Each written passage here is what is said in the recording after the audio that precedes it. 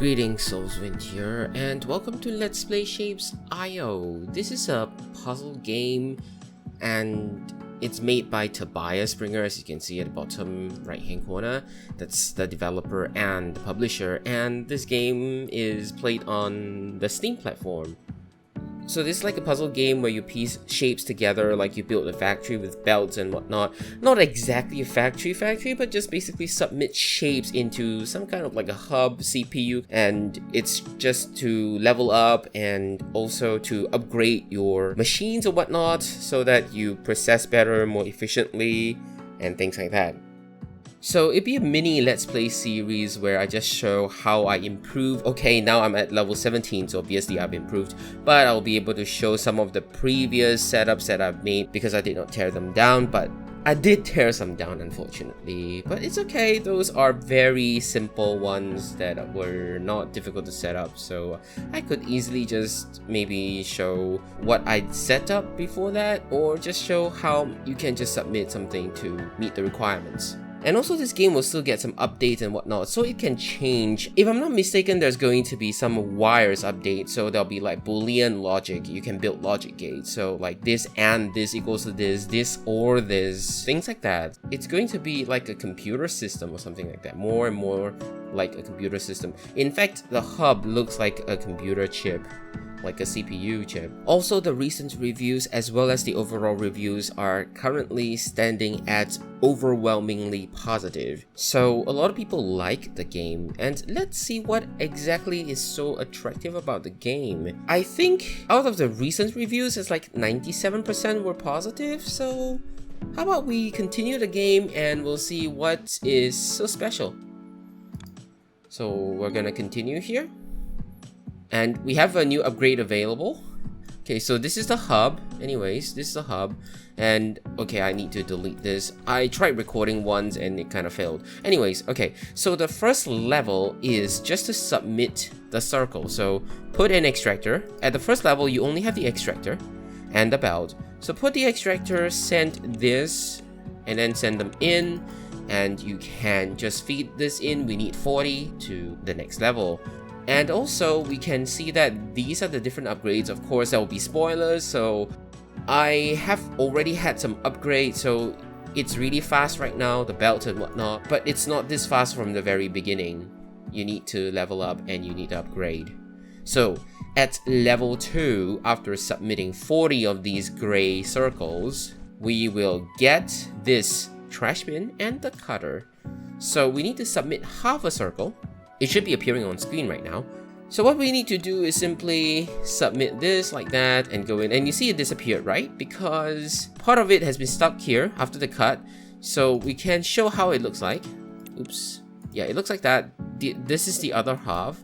You can see that, okay? So we need to trash it in order for the other one that is required to go through.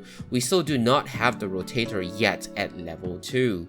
So we need the trash, and to save space, it is possible to put the trash here, and we need to submit, I think, 40 of this as well.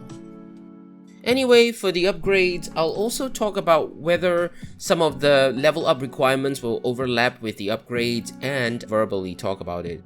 Okay, so the singular gray circle will also help you level up the belts, or rather belt distributor and tunnels for the tier 1, and that would require 150 of the gray circles. It doesn't mean that just because you have leveled up, it disappears. So the circle was here, it's going to require more circles, 360 and something else to level up to tier 2, but we'll talk about it soon. So after submitting another 40 of this, we go to level 3 and we don't unlock anything just yet. Now, level 3 requires the gray square. Yep, it's right here. So again, just send this, just build an extractor and then send it into the CPU. Or you can loop it around, it's okay. Just send it into the CPU and it should work.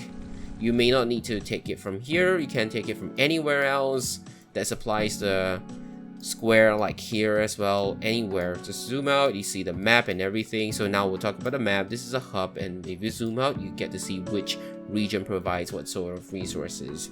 And there are some dies, which we'll talk about later. So we need to submit 100 gray squares to level up from 3 to 4. And gray squares, as you've seen here, gray squares are required to upgrade the extraction from tier 1 to tier 2. When we submit 100 to level up from level 3 to level 4, we unlock the balancer. So the balancer basically splits one input into two. So for example, like this, it will split it up into two different paths. So you can see that. So you go here and go here. So if you have one input, it's gonna go like 1, 2, 1, 2, 1, 2. So left, right, left, one each. So let's say if this is currently feeding at about 200 a second or something. You know what? Let's see. Let's take a look at more statistics, shall we? Okay, let's see how much it feeds, okay? Like this. So we can check the statistics. It will say that this is currently 8,000 per minute. Oh wait, hang on. 8,000 per minute? Really? Okay, 60 per minute. So right now we're producing at 60, 186 per minute. Yeah, this is what is being shipped or delivered. So it's about 186 per minute. But if you were to split this up, okay. Oops. Alright, just split like that. And then put one here. Then put this here. We're able to take a look here. 186, so divided by 2, that'll be 93. Yeah, thereabouts. So it hovers between 90 96 because it's probably 93. Yeah, 93 per minute. So it's like 96 90 96 90, so average 93, which is right. Proves my theory. Alright, so 96 per minute, 90 per minute. If you toggle between those two, you get 93. That's good. How do we go on to level 5? We need to submit half a square. We'll take the square from here so that we don't disturb anything. So we have the cutter, and we'll be able to see this and this. Now, we need this one. So we'll need to submit this one, which means that we have to trash this one, although when you put it like that, it goes in there. So this is the one that will be sent to the hub, and for this we need 120, and then this will allow us to level up from level 4 to level 5. On top of that, this is also the one that we will need for one of the upgrades. Okay, the Ninja Star is going to help us level up tier 2 for the cutting, rotating, and stacking. And how many Ninja Stars? 1,000. Then tier 3, we need to submit 2,500 Ninja Stars as well as 2,000 of these half squares. But if you exceed, you can see here, if you exceed, it doesn't just discount what you've submitted. What it does is that it will store in the hub for your upgrades in future. So it is okay to oversupply the hub. It will be stored to be used later. So don't worry about disconnecting them once they hit the limit or whatnot. Or like, you know, if you have empty ports in the hub, it's okay to keep supplying some of these basic resources. So anyways, to level up from level 4 to level 5, we need 120 of those half squares, and we'll also unlock the rotator. And it's a clockwise rotator. Is that good enough? I think it's good enough. Because you can always rotate it clockwise for a few times until it's the rotation you want. So for level 5, we need to submit the top half of the circle. Remember, we were submitting this after cutting, right? You get like this and this. So this is the clockwise rotation by default. We need to submit the top half, which means we need to rotate this. This will become the top half. Okay, and we can either trash this and just forget about it, or we can rotate this a few times. I think 3 times, right? Yep. Just like that. And it's okay now. So all we can do is to either use this to eventually supply this properly, because they would just split these up, and when this is full, it will just stop going here. It will not like clog up the supply.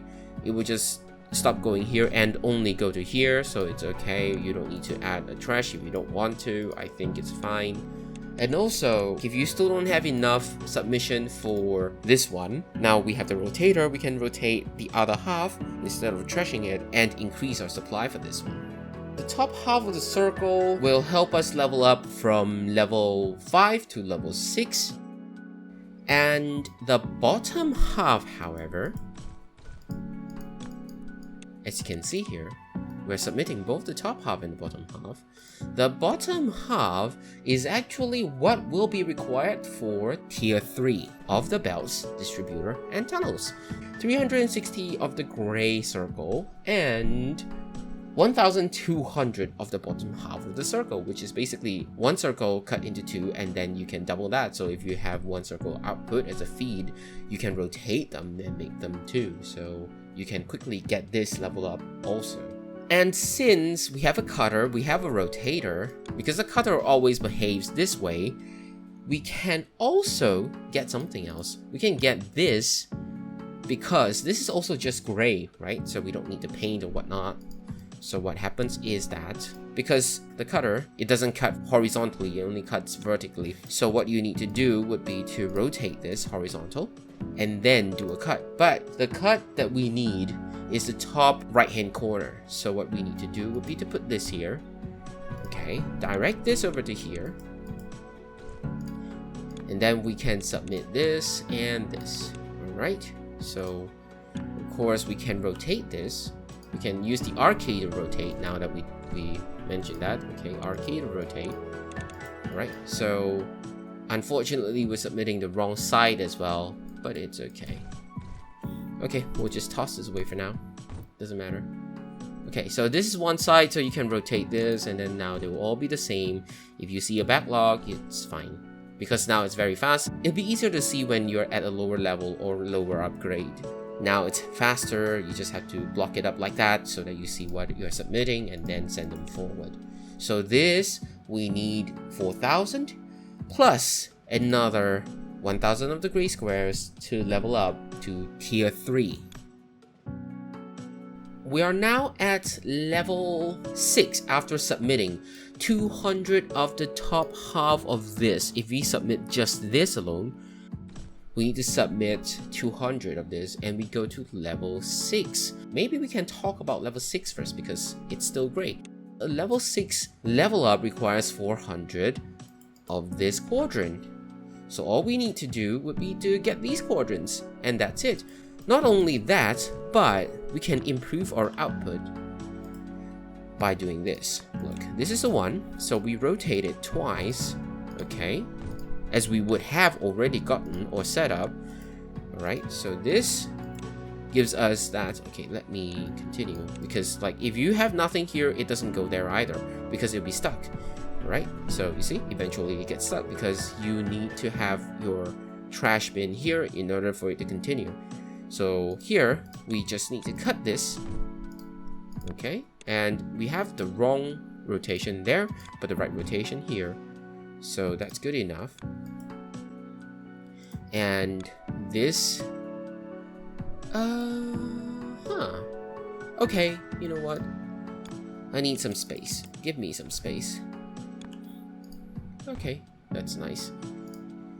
So this goes here and this goes here. So we have the two quadrants, combine them together. Here, don't want those anymore, just combine them together. Better still, just feed them into different inputs. That'll be fine, because you'll have a lot. So with this, we just need to supply 400 of this to level up to level 7. And of course, remember that we need 4,000 of these quadrants in order to level up the extraction, or rather upgrade the extraction. And I think that's it for this episode. Next episode, we'll go on to painting. We'll work with some colors. We'll see if maybe we can level up to level 10 or maybe 11 or something. Anyway, I hope you enjoyed this episode. It's interesting to work on puzzles. It's always interesting to work on puzzles. And there's more in the next episode. That's all I have for now. Have a nice day.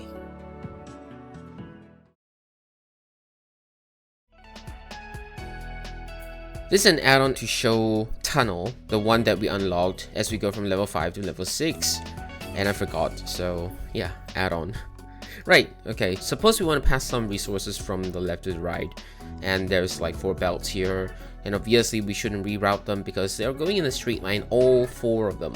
So we should add on to the sides of it. We can use the tunnel, the number 3 key, or this one, and you can see the blueprint and the green print. The green print just shows the arrow where the resources will enter the tunnel, and the blueprint shows how the tunnel is shaped like. So if you put it down here and put it down here, it's a span of 5, a range of 5 including the exit itself, and the resources go through the middle and comes out through here like that. Now if you look at the blueprint, you can see that there's this little gray arrow and this little arrow here that's green or blue depending on which direction it comes from. What happens is that if you were to put this here, it automatically converts the tool to the exit to facilitate convenient placement of the exit. And you can see the green line to indicate where the tunnel is, and the green print of the arrow showing where the resources are coming out from, like that. However, say you don't want to build it right now, you may want to build this here and here or here later. You can just forgo it for now. And when you pull up, it brings up the latest oriented direction, and you can still put it here. Again, if you try to build it more than 5 away, it changes to an entrance instead of an exit. Although you can see that based on the blueprint, the shape itself remains the same, the shape's orientation remains the same. Like you see, these two are the same orientation, but the imprints are different. Now, when you place this here, it becomes exit tool for you to put here. So for example, let's say, okay, never mind, okay, put it here, rotate it first. Use R key to rotate. Anyway, so you put it here, then this is your exit, like that.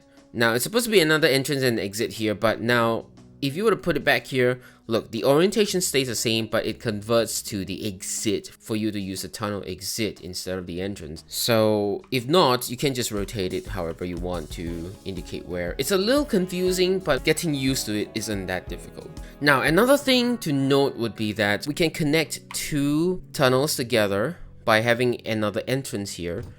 And if you place an exit like this, because the full belt stretches throughout here, what happens is that the belt will be replaced like that. And you see this is not affected because it's perpendicular, so it's okay. It's not affected. Also, if you had, like, say for example this, but one missing, okay, and then you want to put this here and put this here, it still works because this stretches the full length of the tunnel. But however, suppose you have this and then you put the entrance here and the exit here, it doesn't work. It will not remove this, right? It can, however, remove this. So it really depends on whether the game thinks that you want to replace the belt with a tunnel or not. Now, another thing is that you cannot add another tunnel in the middle. Say for example, you want this one like this. For some reason, you want this one like that. You're not able to add one more here. Like, you know, go in here, exit here. No, it doesn't work. You cannot have overlapping tunnels if they are parallel, but you can have overlapping tunnels if they're perpendicular. So you're able to do this and then exit through here. This is fine. And I think that about covers everything necessary. Yeah, tunnels are really useful. They really improve the compactness of the factory. That's it. Thank you for watching.